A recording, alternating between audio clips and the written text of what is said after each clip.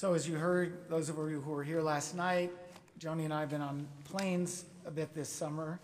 I want to tell you about one experience we had on a plane. It was actually happened. I'm not making any of this up. We were on this trip, and the plane was scheduled to leave at 10:30 a.m. We were boarded. We were on the plane. It was 10:30, and then there was this announcement that came over the PA system. Ladies and gentlemen, we are all boarded and ready to depart, but we do not have a pilot. The pilot who was scheduled to fly is not here for some unknown reason. Please be patient as we look for another pilot. What, is there pilots or us somewhere to, what?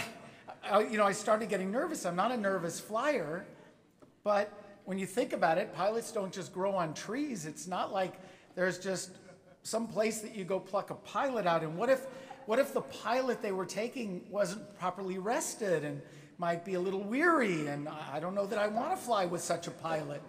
And so while I was worrying about it, I kind of settled down and realized they probably do have some pilots they can locate within some time and get them there.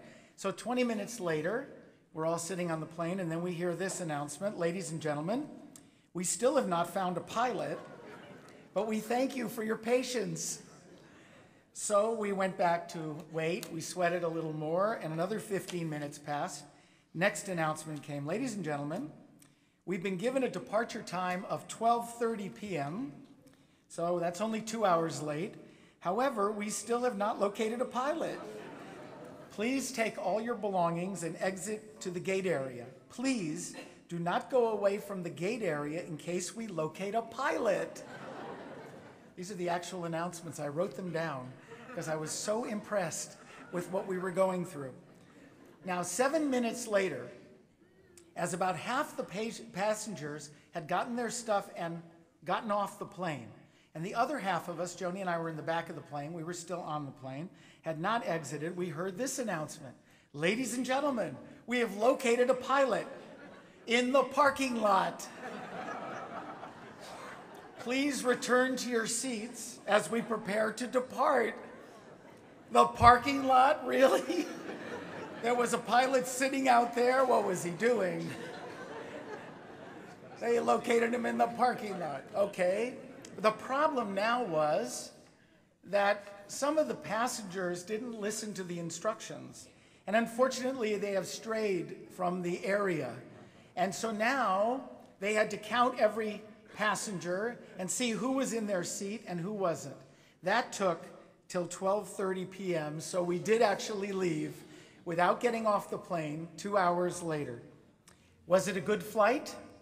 Well, I'm here, and that's good enough for me. Sometimes life feels like that. Feels like I can't locate the pilot. Sometimes the flight of my life feels kind of like it's not taking off, or I'm flying without a pilot. And this year was that kind of a year in some ways. This year, I feel like a motherless child, a long way from home. This year, my mother died. I am, like many of you now, a motherless child. I'm 64 years old, and I'm now an orphan. So, there are many of us who are sitting here who have pain of loss, personal loneliness, suffering, longing, of the fantasy of one more day with you that we can't live out. A couple of years ago, I signed up for a computer program. It's a Jewish program. And during this time of year, they send you 10 questions, one each day, during these days. I already got my first question. And then at the end of the 10 days, they put it somewhere. I don't know, ether, cloud. I don't know where it goes. But it magically disappears, all 10 questions that I've answered. And a year later, just last week, they gave me my answers from last year. So I looked at answer to question number 1. First question was, describe a significant experience that has happened in the past year. How did it affect you? Are you grateful, relieved, resentful, inspired? This is the way I answered a year ago. My mother's successful surgery and recovery, coupled with her re-entry into a life she is comfortable with, I am extremely grateful for the blessing of having her with us for additional time. On the third day, I wrote, my mother's open heart surgery gave me a calmer, more accepting perspective on my life and those around me. And on day 7, when I was asked what I would want to improve on the year, I said I would like to spend more time with my mother. She died on January 18th of this year after having entered the hospital on January 1st. So between Rosh Hashanah last year, when I answered those questions, and her death was about 3.5 months. And yet I have to say I'm grateful for that time. I still retain that perspective I gained in her first surgery. I still managed to, during that period, speak with her more often and spend more time with her in spite of the distance and the short time. But I wish there had been more time. I still think on Sunday nights, I want to call her and tell her what's gone on with the family, and I still miss her presence here on the holidays, lighting the candles with Joni and our family. I miss her at Passover when she visited every year, being with our children, staying in our home, enjoying her grandchildren's visits, and I'm happy that her end was peaceful and dignified. I'm proud that she took a risk at the end to regain her independence with a surgery whose result was clearly uncertain. I'm comforted that Joni and my sisters and I were able to make decisions about her care that respected her values and allowed us to remain united in our love for her and for each other. You know, at Temple Beth Shalom, we've been involved in so many funerals in the last few weeks. I've lost count. Some of those who died lingered and suffered, and some died very suddenly, without warning. Some gracefully, in old age. Each of these precious lives makes me think about life and living and how essential it is to pass our time in this world with intention, seizing the opportunities to grow and deepen our relationships as we express our values. And this year, as you can see, I've been focused on the lives of women. Before my mother died, Joni's older sister, Ruthie, died in Jerusalem. She was 70 years old.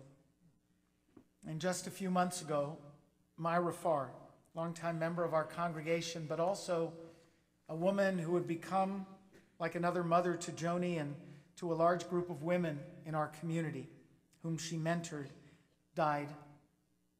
And her funeral was in our Beit Hana. Beit Hana, where the alternative service is the unplugged service, is named for one of the women in our congregation, in her memory, Arlene Chaplin. During that funeral service for Myra, Florence Hecht turned to Joni and said, I guess I'll be the next funeral. And she was a funeral that took place in the last month. You know, Mother's Day this year was hard for my family. That modern holiday of Mother's Day was founded by a woman named Anna Jarvis in 1908 who wanted to honor her mother. She campaigned in the country for a National Mother's Day, and by 1914 it was established. But she made a point of saying that it had to be Mother''S, Mother's Day, meaning my Mother's Day, your Mother's Day.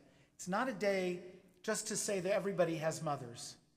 It's a day to remember my mother, each of our mothers, that we all pay tribute and remind ourselves of them. You know, there's so much to be grateful for and to celebrate for the years that we had our mothers, most of us. Most of us have wonderful memories of that. And each Mother's Day is a tribute to those women in our lives who have made and continue to make an important impact on who we are. This year, many have pointed out, it feels like the dawning of the age of women. From America, we kept hearing that the Olympics were called the Title IX Olympics because of that law that was passed in 1972, signed by President Nixon, which made it possible for the funding of women's sports, among other things. And women's teams certainly dominated these Olympics, certainly the American women shone, but not just that. Russia and America, the majority of their athletes that went were women. 45% of all the athletes in the Olympics were women, and 2 women marched on opening day with veils representing Saudi Arabia. Now, for us, that may not seem like a great deal, but it is for the women of Saudi Arabia, for the steps that they've been trying to take. And for us as Jews, I have to say, we don't get a lot of nachas from the Olympics. Not personal nachas, you know. There aren't a lot of great Jewish athletes, but there was one. This shining example this year, Ali Reisman, who belongs to, by the way, a Reformed synagogue up in Massachusetts, had her bat mitzvah up there. But more importantly, Ali won the gold in the floor exercise and danced to Hava Nagila. Well, we danced to that last year, some of you. Hava Nagila, not as well as she did.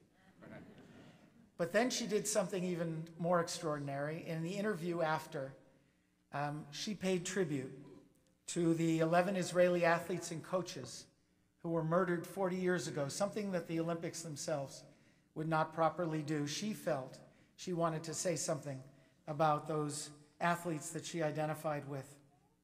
There were women throughout those Olympics that shone, but more importantly, I want to remind us that Title IX, which began this process in 1972, was pushed through by a Jewish woman, Dr. Bernice Sandler, who tried to get positions at universities and was pushed back over and over, not because she was Jewish, but because she was a woman. And the comments were all, go back, you know, let your husband work, you don't need to work. It was all the kinds of things that we rejected eventually, but that were so prominent in the 70s.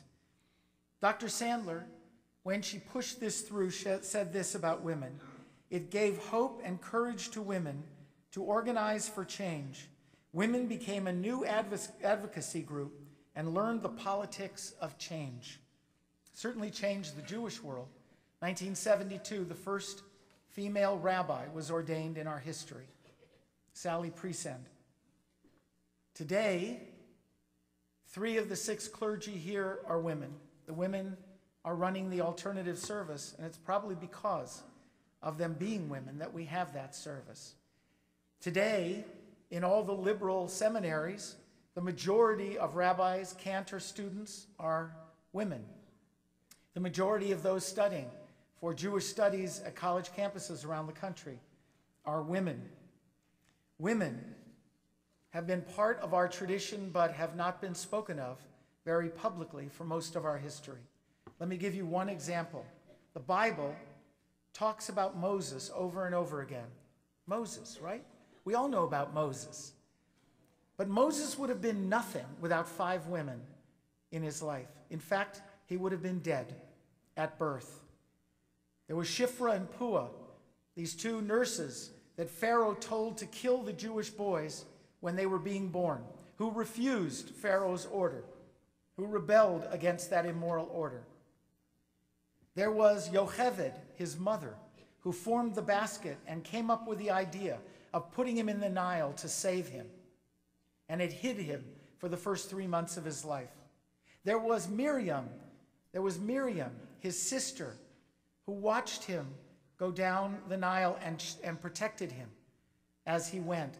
And then there was Batya, the daughter of Pharaoh, who drew him out of the Nile and raised him as her own. Women, all women, that made it possible for Moses the lawgiver, for the commandments, for the Exodus, all of it. Yet how often has that story been neglected or brushed over? I want to speak a little of the women in my life, and I'm hoping that you'll think about the women in your life and say something, particularly those that are still with you. Because as we know, we lose them, we lose those we love too soon. I've had teachers, extraordinary teachers in my life. I think back in Jerusalem of Nechama Leibowitz, with whom I was privileged to study. I also think of this congregation and the time I've learned from Shula ben David, and how many of you and your children have had that privilege. And of Aviva Zornberg, a wonderful scholar who I was able to study with in Israel recently. And I think of the women of the past who've influenced my life. Hannah G. Solomon, one of the shining moments of my life was when the NCJW section gave me the Hannah G. Solomon Award. I felt so privileged. And there was Beruria, Rabbi Meir's wife, and Golda Meir, who gave inspiration to so many, Henrietta Zold. And I want to say something about Henrietta Zold. When her mother died, the rabbi went to her and said, "Who would you like to say Kaddish for your mother? What male would you like to appoint to say Kaddish for your mother?" This was in the first part of the 20th century. I want to read you her words. "I know well and appreciate what you say about the Jewish custom, and Jewish custom is very dear and sacred to me. And yet I cannot ask you to say Kaddish after my mother. The Kaddish means to me that the survivor publicly and markedly manifests his wish and intention to assume the relation to the Jewish community which his parent had, and that so the chain of tradition remains unbroken from generation to generation, each adding its own link. You can do that for the generations of your family. I must do that for the generations of my family." And she said Kaddish for her mother, even though it was frowned upon at that time. I've been privileged to meet so many wonderful mitzvah heroes in my life. Miriam Mendelow, who founded Yad L'Kashish, Lifeline for the Elderly. That's such a wonderful place. The Rebbetzin Kapach and Hadassah Levi in Israel, and Brenda Hirsch of Eileen Hospital. Some of you have visited there. You know I have a passion for that. But in our own congregation, there are so many here that I know of, and some of us know, who do such incredible work, and they are unheralded. But I want to point out just one as an example. Her name is Sabrina Cohen. Some of you know of her. Sabrina is a member of this congregation. Sabrina was in my daughter Sarah's class, and she was 14 years old when she was a passenger in a car of a young boy who was racing too fast on Alton Road right near our home, and went into a crash where the car flipped, and she lost most of the mobility of her body, and she is in a wheelchair. And some of you know her. Some of you have seen her. Now, at 14, she could have given up. She certainly didn't need to go through all the painful rehab, but she not only did all of that, she graduated with her class at Beach High on time and made sure she stayed. And she went up there in the wheelchair. We were privileged, obviously, to be there because of Sarah's graduation. But Sabrina was up there and was cheered by everyone. But she didn't stop there. She moved on and continued to work for those who had different abilities and needed help. And recently, she founded the Sabrina Cohen Foundation for Stem Cell Research. And some of you know that she was one of 5 recipients of Self Magazine's Women Who Are Doing Good Award. That was just featured on the Today Show this past week. Sabrina is an example of what it is to be a mitzvah hero, to take whatever life gives you and to make something out of it. And in my own family, I've been blessed with so many. My grandmother Glickstein, my Grams, who I've spoken of before in years past, and who had such wisdom and shared it. And I think of my sisters who have forged out wonderful lives in spite of difficult obstacles they've had in their lives. And my daughters-in-law, who have taken their challenges in their life and have done so much and emerged strong, as strong women who give back into the community and believe that their lives should make a difference. And I look at my daughter Sarah, who is such a wonderful wife and mother and Rebbetzin and teacher and friend. And of course, Sarah comes by it naturally because she learned it from the woman who not only gave her life and her brother's life, but who has set a living example of what it means to be a real woman of strength and a mensch. Joni, among other things, really saved my life. Some of you know, I know she thinks that's an exaggeration. I don't, because I know who I was, and she doesn't really know who I was. And you don't really know who I was. But you know, there are some things you can't hide from yourself. And I know what I was. And I know the path that I was heading down. And I know it was not a path toward the rabbinate. And it was not a path with good morals and good values. And it was Joni's love and commitment that made that difference in my life and why I am here in this role wearing a robe on this day and not stripes behind bars.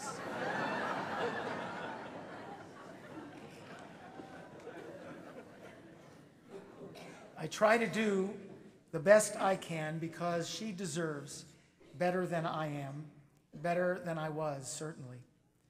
The women in my life have given me life literally, but they've also given me such spiritual life. Now, none of these words negate the fact that I've had conflicts with all the women in my life. Right? I want to tell you, my mother and I saw eye to eye on a lot of things, but her sense of justice was not my sense of justice. I want to give you an example. I saw a cartoon in the New Yorker magazine.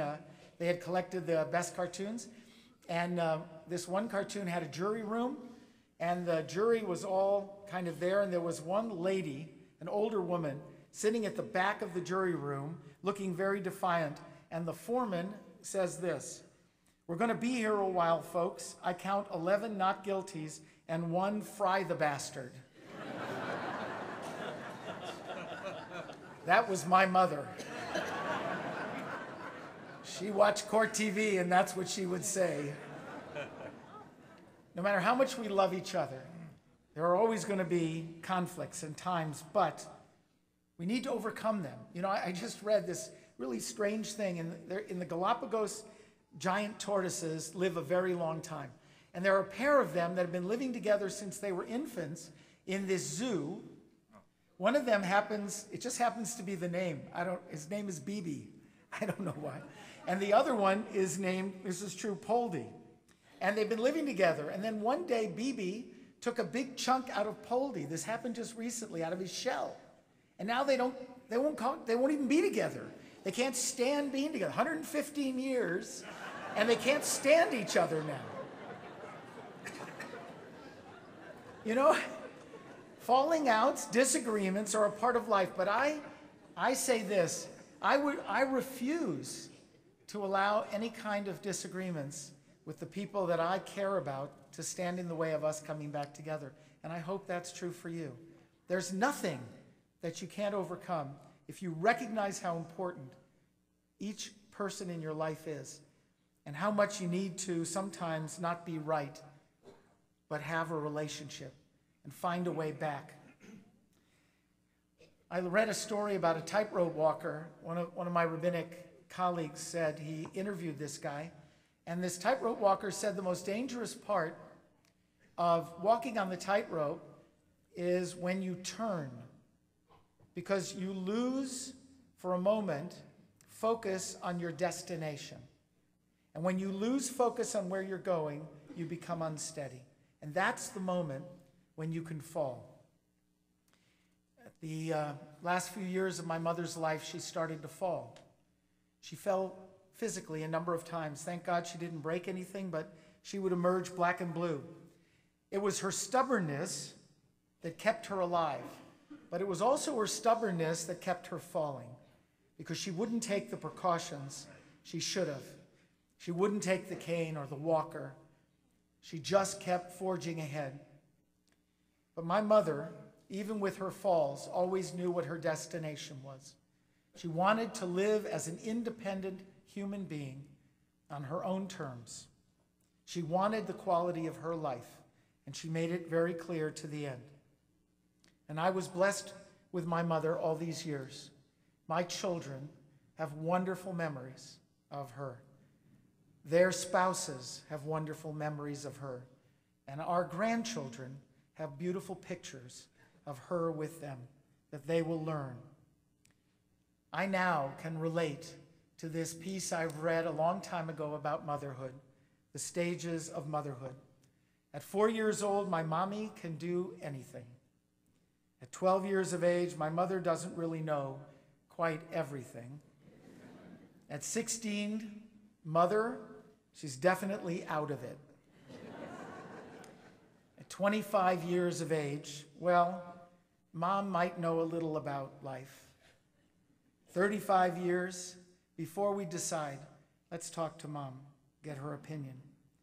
64 years of age, I wish I could talk it over with Mom. I can't anymore. No more Sunday calls. No more Passover and Rosh Hashanah meals. No more of seeing my mom right there crying while I give sermons. That's why she didn't come on Yom Kippur. Some of you don't know that. She just cried all the way through Yom Kippur. It was too hard on her. So she would only come for Rosh Hashanah. That was enough crying for her. But I can tell her stories. I remember. I can look and see her in my mind's eye. I can see her strengths and weaknesses. One of my favorite rabbis is Rabbi Jack Stern, great rabbi, the Reform movement. He was born with a leg much shorter, one leg much shorter than the other. And so he always walked with a very pronounced limp throughout his life. And one day he came into the sanctuary and he saw there were 50 little kindergartners and first graders who were practicing walking into the sanctuary so they would get their consecration Torahs. And he saw them and they were kind of fooling around. And he stamped his cane and he said, "That's not the way you enter into a sanctuary."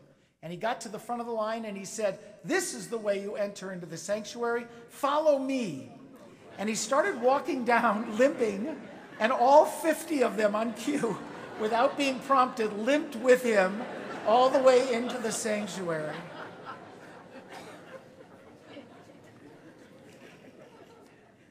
He laughed when he looked back and saw these 50 limping little children following him.